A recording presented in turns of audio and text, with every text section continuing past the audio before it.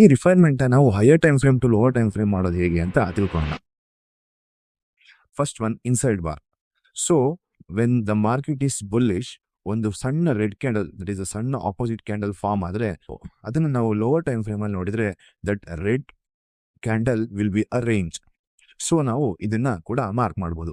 At the same time bearish market ಇದ್ದಾಗ ಒಂದು opposite candle form ಆಗುತ್ತಲ್ಲ, ಆ ಕ್ಯಾಂಡಲ್ ನಾವು ಲೋವರ್ ಟೈಮ್ ಫ್ರೇಮ್ ಅಲ್ಲಿ ನೋಡಿದ್ರೆ ಅದು ಕೂಡ ರೇಂಜ್ ಆಗಿ ಕಾಣುತ್ತೆ. ಸೊ ಈ ರೇಂಜ್ ನ ಸಹ ನಾವು ಮಾರ್ಕ್ ಮಾಡ್ಬಿಟ್ಟು ಇಲ್ಲಿಂದ ಎಂಟ್ರಿನ ಪ್ಲಾನ್ ಮಾಡಬಹುದು.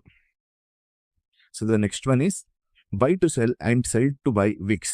ಅಂದ್ರೆ ಹೈಯರ್ ಟೈಮ್ ಫ್ರೇಮ್ ಅಲ್ಲಿ ಈ ವಿಕ್ ನಮಗೆ ಏನ್ ಕಾಣಿಸಿದೆ ಅದನ್ನ ಲೋವರ್ ಟೈಮ್ ಫ್ರೇಮ್ ಅಲ್ಲಿ ನೋಡಿದ್ರೆ ನಮಗೆ ಒಂದು ಪ್ರಾಪರ್ ಆಪೋಸಿಟ್ ಕ್ಯಾಂಡಲ್ ಇರುತ್ತೆ. ಈ ಕ್ಯಾಂಡಲ್ ನಾವು ಮತ್ತೆ ಇನ್ನೊಂದು ಲೋವರ್ ಟೈಮ್ ಫ್ರೇಮ್ ಅಲ್ಲಿ ನೋಡಿದ್ರೆ ಅಲ್ಲಿ ನಮಗೆ ರೇಂಜ್ ತರ ಕಾಣುತ್ತೆ. So when the market comes back to that range we can trade an entry here. So ಅದೇ ತರ ಮಾರ್ಕೆಟ್ ಬೇರಿಶ್ ಇದ್ದಾಗ ಒಂದು ವಿಕ್ ಫಾರ್ಮ್ ಆಗೋದನ್ನ ನಾವು ಲೋವರ್ ಟೈಮ್ ಫ್ರೇಮ್ ಅಲ್ಲಿ ನೋಡಿದ್ರೆ it will be an opposite candle. ಈ ಕ್ಯಾಂಡಲ್ ನ ಇನ್ನೂ ಲೋವರ್ ಟೈಮ್ ಫ್ರೇಮ್ ಅಲ್ಲಿ ನೋಡಿದ್ರೆ ಅದು ರೇಂಜ್ ಆಗಿ ಕಾಣುತ್ತೆ. ಸೊ ನಾವು ಈ ಝೋನ್ ನ ಮಾರ್ಕ್ ಮಾಡ್ಬಿಟ್ಟು ಮಾರ್ಕೆಟ್ ಯಾವಾಗ ವಾಪಸ್ ಆ ರೇಂಜಿಗೆ ಬರುತ್ತೆ we can cell from here. And the third one is the large Vicks.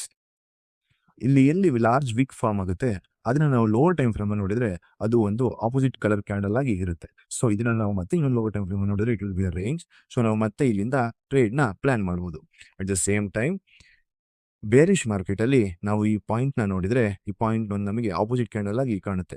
ಇದು ಕೂಡ ಒಂದು ರೇಂಜ್ ಆಗಿ ಆಕ್ಟ್ ಆಗುತ್ತೆ. And when the market comes back to the range ಅಲ್ಲಿಂದ ಕೂಡ ನಾವು ಸೆಲ್ ಎಂಟ್ರಿನ ಪ್ಲಾನ್ ಮಾಡಬಹುದು. ಇದೇ ತರ ಟ್ರೇಡಿಂಗ್ ಬಗ್ಗೆ A to Z ತಿಳ್ಕೋಬೇಕು ಅಂದ್ರೆ ಈ ಪೇಜ್ ನ ಫಾಲೋ ಮಾಡಿ.